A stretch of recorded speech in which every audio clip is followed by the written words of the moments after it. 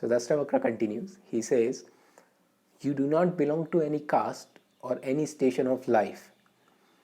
And this is coming from the ancient Indian tradition, where we used to have caste, where we used to have this very clear idea like what you're supposed to be doing on a different stations of life, like what you're supposed to be doing in childhood, what you're supposed to be doing in adulthood, and all that kind of stuff. So Ashtavakra is saying that you are not really belong to any caste, and you do not belong to any station of life. You are not perceivable by senses. You are formless, you are unattached, and you are the witness of everything. So be happy. Yeah. So you do not belong to any caste or any station of life. Now this is fairly easy to understand, right? The modern interpretation can be that, let's say I am the engineer, and the Ashtavakra is saying you are not the engineer, right? It's your vocation. You are doing engineering or whatever you want to say, but you are, because my identity is attached, like I am the engineer, and Ashtavakra is working on this identity, right? He wants to, separate what is not real from what is real, right? So in that sense he is talking about, because I say I am the engineer, and the Ashtavakra is saying you are not the engineer, basically, right? It is your vocation, it's something that you do, whatever, but you yourself is not an engineer, right? Easy to understand, it's not very difficult to comprehend it, right? So you do not belong to any caste or any station of life or any kind of a social structure in that manner, right? You are not perceivable by senses, right? You are not perceivable by senses, you are formless, and you are unattached.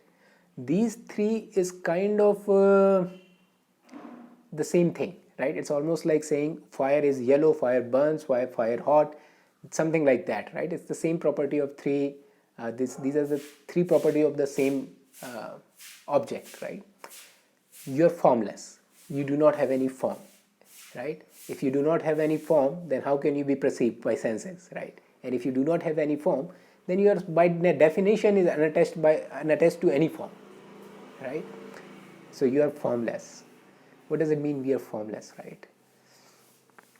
A close example here is the space, right? The space is formless, right?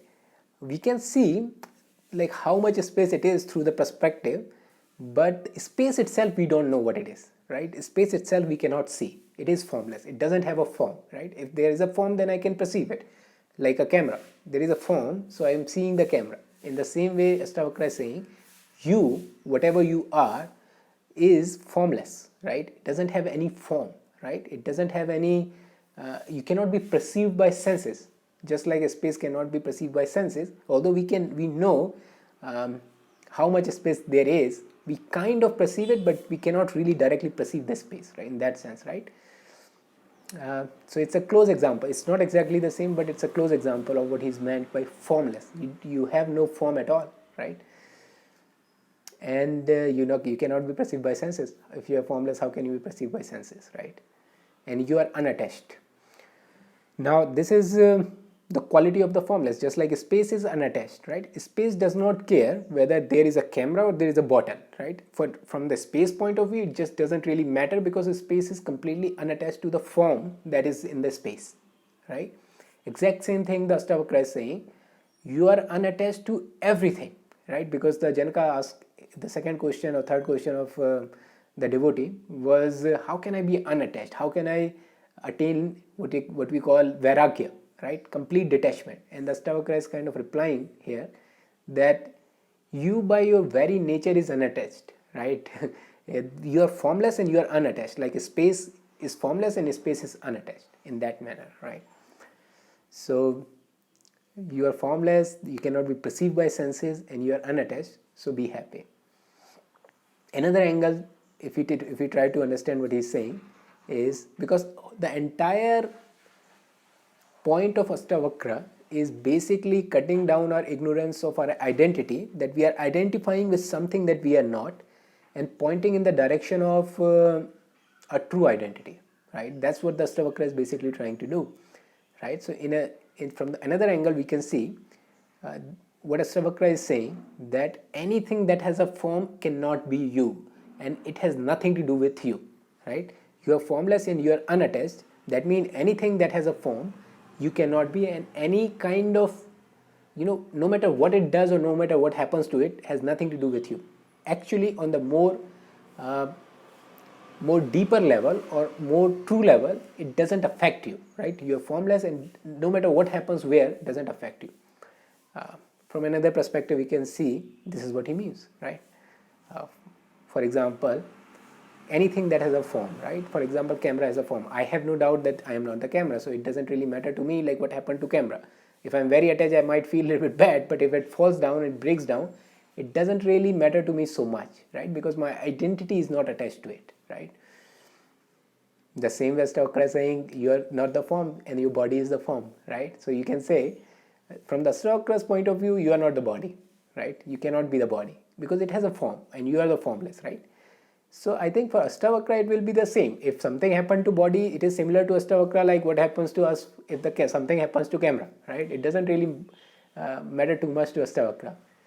And he's trying to point out there also, right? You are formless and anything, and you are detached to any kind of form. Yeah, you're completely unattached to any kind of form. So in a way he's saying you're not the body, and it doesn't really matter what happens to the body to what you really are, right? So whatever you really are, it doesn't really affect you. Even it doesn't really matter what happens to the body. Kind of a strong statement, but it is true. And then he moves to, then what else has the form, right? Thoughts has a form. It is a voice. It is made out of like, it's a subtle form. It's made out of some internal voice or some internal images, but it has a form, right? And our identity is very much infused in that, right? So Ashtavakra again, if we accept or if we try to understand the perspective of Ashtavakra, he's saying it has a form, and if it has a form, you cannot be it, and it cannot affect you, right? Because you by very nature is unattached to it, and you by very nature is formless, right? So any kind of thought or emotion cannot be you, right? So you cannot be thought. Again, the emotions or sensation, again, they have a form, very subtle form, it's like a movement of energy, right? But again, it has a form and it cannot be you, right? So this is how we can see from another angle, like anything that we think, anything that has a form cannot be you, as well as it cannot affect you. What Ashtavakra means here, right? And of course, it cannot be, how can formless be perceived by the senses, right? Then he says, you are the witness of everything, right? We covered this in the last video, I think, where he was saying you are the witness, right? You are the conscious witness. So you are the witness of everything. So be happy, right? So then why are you worried? Why are you bothering about anything, right? In that sense, so be happy.